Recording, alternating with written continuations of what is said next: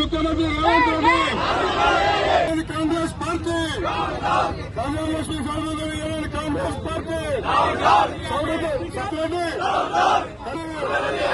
కళ్యాణలక్ష్మి ప్రాంతాలు డెవలప్మెంట్ చేస్తున్నా సంక్షేమం ఇస్తున్నారని చెప్పి ముఖ్యమంత్రి 232 సంగారెడ్డికి వచ్చి చౌదగారిని ఒక్క సీట్లు కలిపి మరి ఇక్కడ కాంగ్రెస్ నాయకులు సంగారెడ్డి కూడా ఎలక్షన్ ముందు మనకు చెప్పారు.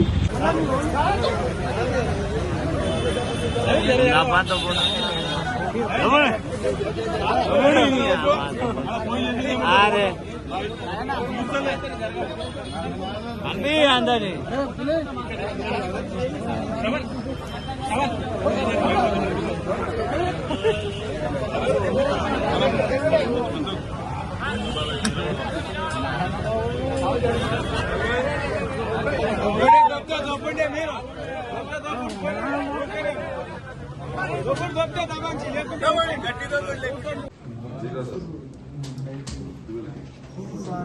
ఈరోజు రాష్ట్ర వ్యాప్తంగా ప్రోగ్రాం జరుగుతోంది.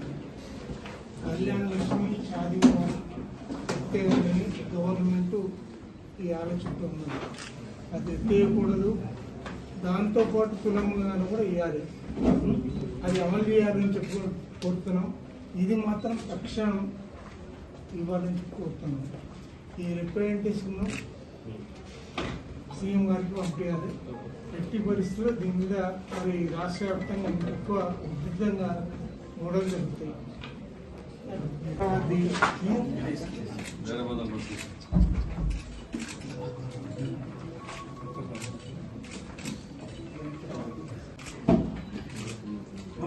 కార్యక్రమాలు జరుగుతూ ఉన్నాయి. కేసీఆర్ గారు ఒక ఆత్మీయ భావంతో పేదలకి, బలహీన బడుగు వర్గాలకి ఇది మేలు జరుగుతుందని ఈ పథకాన్ని అమలు చేస్తే, మరి కాంగ్రెస్ ద్వంద్వ వైఖరితో ఈరోజు దాన్ని తీసేయాలని చూడటం దుర్మార్గమైన పని. కళ్యాణ లక్ష్మి షాదీ ముబారక్ కనుక రద్దు చేస్తే ఈ రాష్ట్ర వ్యాప్తంగా ఉద్యమాలే కాకుండా మరి పేదలందరూ కూడా మరి ఆత్మహత్యలు చేసుకునే పరిస్థితి ఉంటుంది. ఇప్పటికే చాలామంది అప్పులు చేసి పెళ్ళిళ్ళు చేసిండ్రు, డబ్బులు వస్తాయని చెప్పి వాళ్ళ కళ్ళల్లో ఒత్తలేసుకొని చూస్తూ ఉన్నారు. ఈరోజు దాన్ని రద్దు అయితే మాత్రం ఎట్టి పరిస్థితుల్లో ఊరుకునేది లేదు. మీరు అధికారం రాకముందు అర్రాస్ బాట పడినట్టు అన్ని సంక్షేమ పథకాలకు ఎక్కువ ఇస్తామని చెప్పి ఈ కళ్యాణ లక్ష్మి షాదీ ముబారక్ కూడా దీంతోపాటు తులం బంగారం ఇస్తామని వాగ్దానం చేసిండ్రు. దాన్ని ఒత్తిడి ఎక్కువైంది కాబట్టి ఎట్లాగో దీన్ని దులుపుకోవాలని చెప్పి మరి 1,116 రూపాయలు అది కూడా క్యాన్సిల్ చేయటం. మరి మేము ఎట్టి పరిస్థితుల్లో బీఆర్ఎస్ పార్టీ తరఫున మరి ఉద్యమిస్తాం. మరి మీరు గద్దె దిగే వరకు మరి పోరాడతాం. ఇటువంటి ముఖ్యమంత్రి ఈ దేశంలో ఎక్కడ ఉండడు. ఈ రాష్ట్రానికే పట్టిన పీడ అని మేము భావిస్తూ ఉన్నాం. ఎవరైనా సరే మేధావులు, విద్యావంతులు కూడా ఎప్పుడు పోతాడు రేవంత్ రెడ్డి అన్న ఆలోచనతో ఉన్నారు. ఎట్టి పరిస్థితుల్లో ఏ స్కీమ్, ఏ పథకం కూడా సంక్షేమానికి సంబంధించి అమలు చేయాలి. దాన్ని చేసే వరకు మేమైతే ఊరుకోము. మేము కూడా పోరాడతాం. ఈ పోరాటం ఇది ఆరంభం మాత్రమే. ఎట్టి పరిస్థితుల్లో ఈ పోరాటం కొనసాగుతుందని తెలియజేస్తూ సెలవు.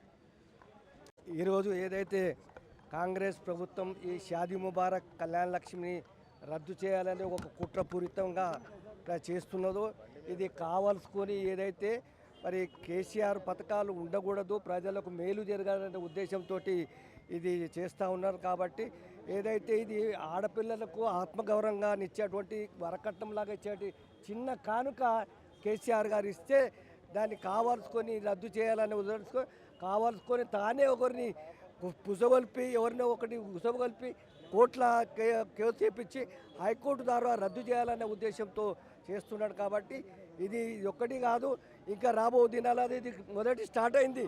ఇంకా రాబో దినాలలో అన్ని పథకాలు కూడా ఆపే ప్రయత్నం చేస్తుండు. ఎందుకంటే మరి మొదట్లో చెప్పిండు ఆయననే, నేను కళ్యాణ లక్ష్మితో పాటు నేను బంగారం తులం బంగారం ఇస్తాను. ఎక్కడ పోయింది పోయి నీకు తులం బంగారము? ఉట్టి గొప్పలు చెప్పడం అంతా తప్ప, ఉట్టి మాటలు చెప్పడం తప్ప, నోరున్నదని ఇష్టం ఉన్నట్టు చెప్పినట్టు మాట.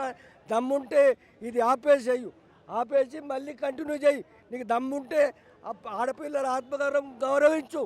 నీకు చేతనైతే దాన్ని రద్దు చేయకుండా మళ్ళీ నడిపించాలని నేను కోరుతున్నాను. ప్రభుత్వ వైఫల్యమే కాదు, ఇది ప్రభుత్వం చేస్తున్న కుట్ర. ఎందుకంటే ఎలక్షన్ సమయంలో కేసీఆర్ గారు ఆల్రెడీ 1,16,000 రూపాయలు కళ్యాణ లక్ష్మి షాదీ ముబారక్కు ఇస్తున్నారు. కానీ దానికి అదనంగా తులం బంగారం నేను ఇస్తా అని చెప్పి రేవంత్ రెడ్డి హామీ ఇచ్చిండు. ఆ తులం బంగారం ఇవ్వడం చేతగాక మొత్తం కళ్యాణ లక్ష్మిని ఎత్తేసే కుట్రలో భాగంగానే హైకోర్టు ద్వారా ఈ పథకాన్ని ఆపేసే కుట్ర చేస్తున్నాడు. దీన్ని మా పార్టీ తీవ్రంగా ఖండిస్తున్నది. వెంటనే ఏదైతే షాదీ ముబారక్ కళ్యాణ లక్ష్మికి కౌంటర్ వేయడంలో మీ ప్రభుత్వం విఫలమైందో, ఉద్దేశపూర్వకంగా వెనక్కి తగ్గిందో, ఈ వెంటనే మళ్ళీ రివ్యూ పిటిషన్ వేయాలని చెప్పి డివిజన్ బెంచ్కి అప్పీల్ చేయాలని చెప్పి మేము డిమాండ్ చేస్తున్నాం. ఎందుకంటే ఇది ఒక అద్భుతమైన పథకం.